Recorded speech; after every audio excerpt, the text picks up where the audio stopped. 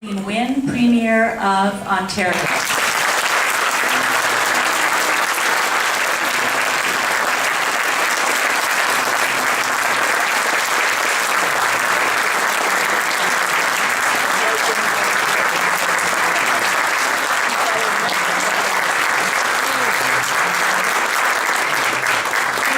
Doing this tonight, and as the president of Algonquin College, our campus is actually within walking distance from this spot here. I'm going to ask you a question that only I can ask, I think, the elephant in the room, just to get us started tonight. You know, we just come off of a tough time in the fall in the Ontario college system, a 5-week strike. And you know, I'm of the opinion that there's no winner in a long strike. And just wondering, in reflecting on this circumstance, as I know you have been, what could we have done that would have ended differently, or what could we have done to approach this differently from the beginning? Thank you, Cheryl. Thank you for the question. And just, I want to get at it, but I just want to thank everyone for being here. Thank you so much.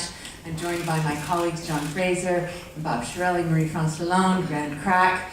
Thank you so much, all of you, for coming, and to the people out in the lobby, thank you for being here.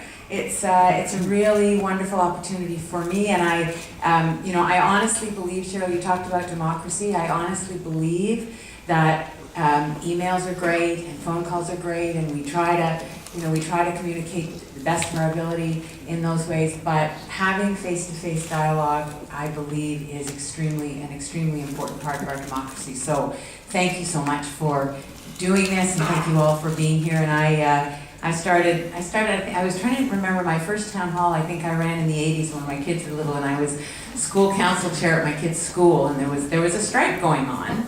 And there were a lot of angry people, and we came together to try to see how we could help one another. So that's the segue to your question, which is, and my response is that, you know, it was a really painful process. And there probably are college students in the room. Is that, yeah. So let me just say to you, and I'm sure you will have questions later, but let me just say, you know, it really, it shouldn't have been such a long process. It shouldn't have.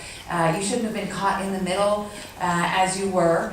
I believe in the collective bargaining process, but I do think that we have to look at what actually happened. Why did it go on so long? We were talking about the duration. I think it's the longest strike in the college sector that we've had, and there are some anomalies. So for example, in the elementary and secondary panel, so in our elementary and secondary schools, if there is a labor action, there's a mechanism whereby government gets advice on when the year is in jeopardy and when there should be an intervention. That doesn't exist in the post-secondary sector, and I think that we need to look, as we do a review now and what are the lessons learned, we need to look at how we can do this differently.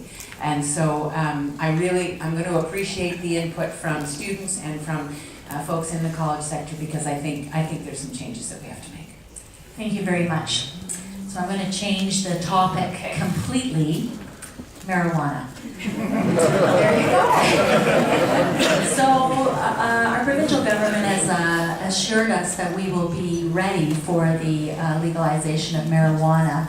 What can you say to the crowd tonight to give the crowd some confidence that we actually are ready for this big change in the legalization of marijuana in Ontario, in Canada? Yeah, it is a big shift. It's a really big change for our society.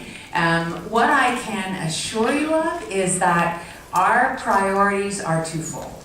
The first one is the safety and security of people in the province, particularly young people.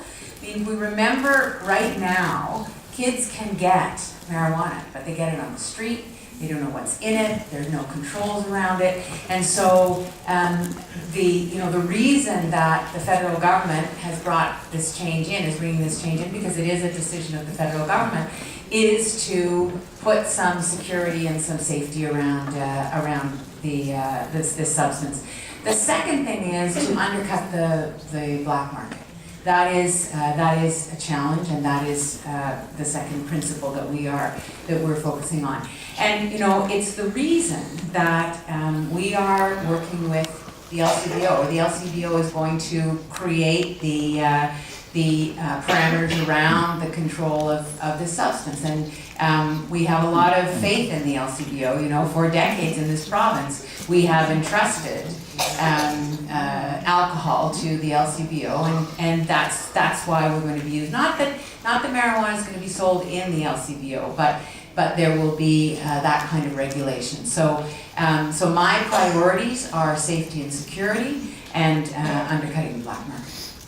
Great priorities for us, and thank you for that confidence. Yeah, and I'll just say that, you know, some of the things that when I sat with my colleague premiers across the country, we said to the federal government, we need some assurances that you're going to work with us and be ready for things like highway traffic challenges, you know, the Highway Traffic Act and how to do roadside testing. So we're working with the federal government to ensure that we have clarity on what their expectations are, because we and municipalities are in the position of having to implement these changes.